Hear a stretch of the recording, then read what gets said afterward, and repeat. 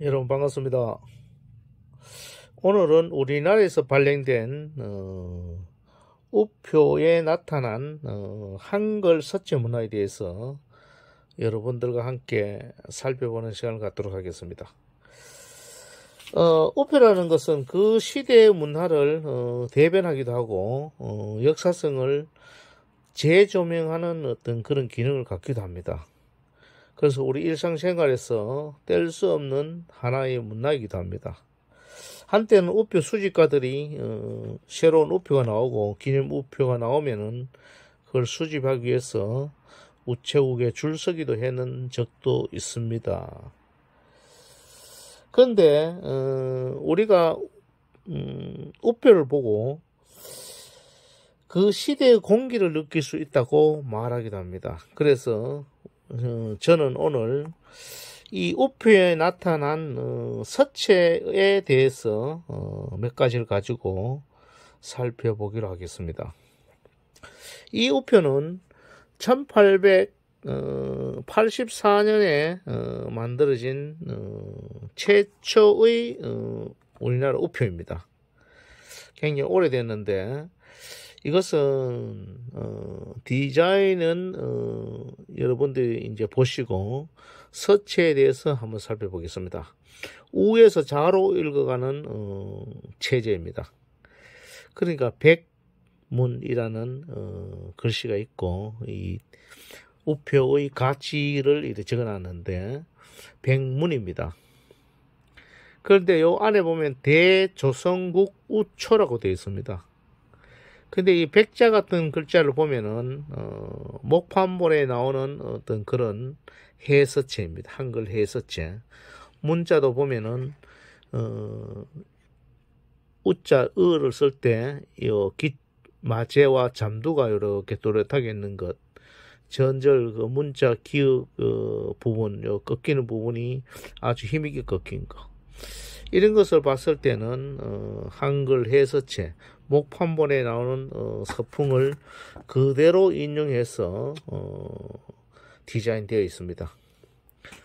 그리고 요 안에 그 태국 문양의 음양의 시발점을 이렇게 도식해 놨습니다. 근데 한자로 전서체로 백문이라는 게 되어 있고, 그 다음에 옆에 꽃 문양을 이렇게 디자인하고 있습니다. 이렇게 간단한 문화이지만은 그 우리나라 최초의 우표라는 점에서 그 의미가 새롭고, 서체가 일반적인 디자인이 아니라 붓으로 썼고 또 나중에 그것이 목판부로 되는 것을 인용했다는 점에서는 아주 새롭습니다. 그리고 우리나라 헌법이 공포되고 나서 기념 우표입니다. 기념 우표인데 이거는 보면 1948년에 기념 우표로 제작된 것입니다. 이거는 10원의 가치가 있는데 7월 17일 날 헌법을 제정하고 나서 공포하고 나서 제작한 디자인입니다. 여기 가만히 보면은 헌법 여기서 체제가 헌법 자에서 우로 가는 체제입니다. 그래서 이 글씨는 보면니까 한글로 이렇게 써가지고 붓으로 써서 이것을 디자인한 것, 이런 것이 조금 색다릅니다. 그래서 오늘 헌법 공포라는 그런 우표를 봅니다. 그래서 보통 이게 우리가 1848년 7월 12일 날 이제 헌법이 국회를 통과해서 이렇게 헌법이 제정됐는데, 그래서 헌법 제1조는 보니까 대한민국은 민주공화국이다. 그리고 대한민국의 주권은 국민에게 있고 모든 권력은 국민으로부터 나온다는 어떤 헌법 제1조, 지금도 변함이 없습니다. 아주 그 우표가 디자인도 잘 돼 있고, 이것이 우리나라의 어떤 시대성을 대변하는 것 같습니다. 10원의 가치가 있는 것입니다. 그리고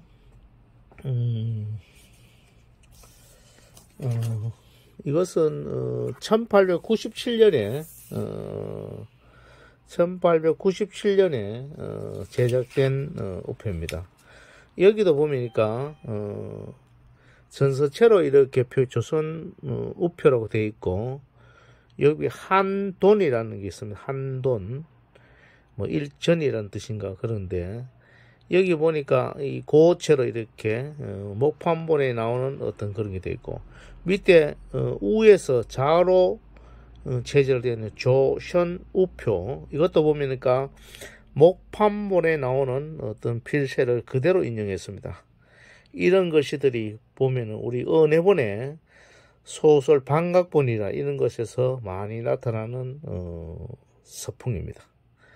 그래서 중앙에는 태극 문양을 해서 예전의 태극기, 초기의 태극기 모양을 담고 있습니다.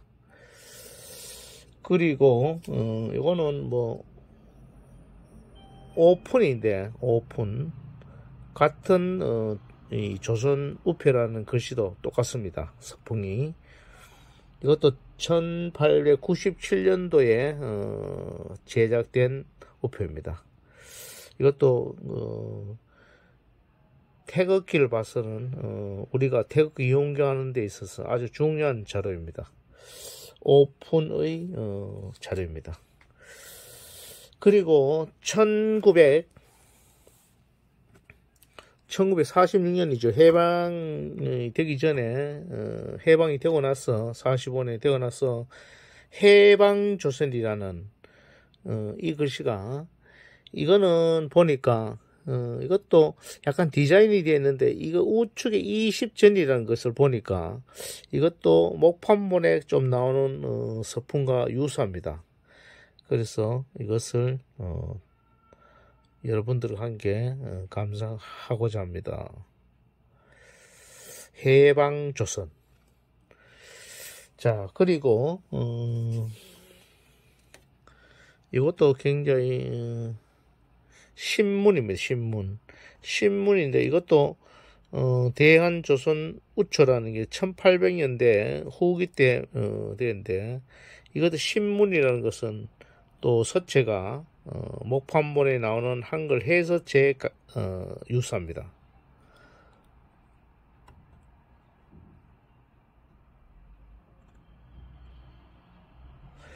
그리고 이거는 아주 작아서 이제 제가 수집하면서 글씨가 너무 아름다워서 25문입니다. 25문. 중앙에는 한글로 해놓고 중앙에 태극 문양을 이렇게 싣고 있습니다. 아까 처음에 초기의 우표의 모습과 비슷합니다. 이것도 1880년대의 이거는 사전입니다. 사전. 요것은 좀 다릅니다. 너무 작기 때문에 사전, 중간에 전자를 창가자를 두 개 겹해 놨는데 사전자. 글씨를 보니까 여기 보니까 이것도 목판본에 나오는 글씨입니다. 이쪽에는 고체로 사자 아래아자를 그대로 쓰고 있습니다. 사전. 자, 그리고 이거는 1946년은 우편여서입니다. 아주 이런 식의 우편여서인데 초기 우편여서입니다. 조선 해방에는 우편엽서 우에서 자로 이렇게 되어 있습니다. 이건 오전입니다. 오전.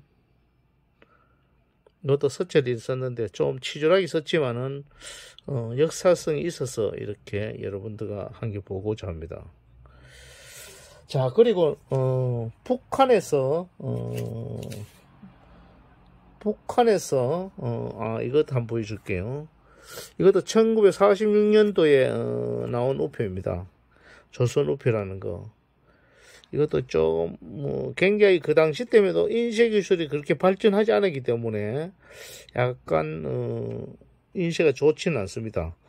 이것도 옆에 보면은 한글이 조선우표라는 것이 목판본에 나오는 그런 서풍입니다. 중앙에는 꽃 문양이 있고 그렇습니다. 20전. 자, 그리고 요것도 20전인데 요건 좀 다릅니다. 이거는 가세본인데 대일본 제국이 벌써 1946년에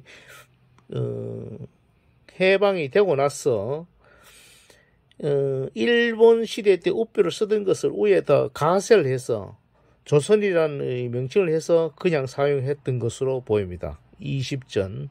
이 조자를 보면은 지읒에 보면은 파채길이 올라갑니다. 그래서 한글 예서체의 어떤 기운입니다. 표자의 마지막 핵도 보면은 이게 들려 올라갑니다. 연미가. 그래서 한글 해서체에서 예서체의 어떤 피리가 나타나는 서풍을 가진 한글입니다. 자, 그리고 그 당시 때의 북한에서 사용되던 우표입니다. 이것은 직접 십전이라는 우표를 직접 썼습니다. 이거는 옆에 이 인물은 구체적으로 모르겠습니다만은 김일성의 아버지인지 모르겠습니다. 지금의 우표는 이렇지 않겠지만 이건 1961년도에 사용되던 우표입니다. 박인노 선생을 초상화하는 것입니다. 죄송합니다. 너무 작았어. 그 다음 이것도 조선 우표입니다. 이 토끼입니다. 1962년 산토끼를 오전 이렇게 동물도 이렇게 표현해서 이때 글씨 보면 지금의 청봉채의 초기적인 기운이 나타나기도 합니다. 그래서 이때 어떤 분이 쓰셨는지 모르겠는데 붓으로 필사를 해서 디자인한 것 같습니다. 지금까지 그 우표에 대해서 살펴봤는데 아무래도 우리나라 우표가 지금은 디자인이 아주 잘 되고 그렇습니다만은 전 세계의 이제 우표가 앞으로 수출을 해서 이것도 화폐의 어떤 기능을 갖기 때문에 그런 얘기도 있습니다. 그래서 지금까지 우표에 나타난 한글 서체 문화를 살펴봤습니다만은 끝으로 1946년에 한글 500주년 자모음 24자를 만든 것입니다. 이것을 보니까 50전입니다. 1946년 10월 9일날 한글날을 기념하기 위해서 한글 자모음을 이렇게 했습니다. 위에 한글 500주년 기념 우표라는 요 말은 디자인했는데 안에 있는 훈민정음의 그것을 조금 요오를 핵으로 처리한 예입니다.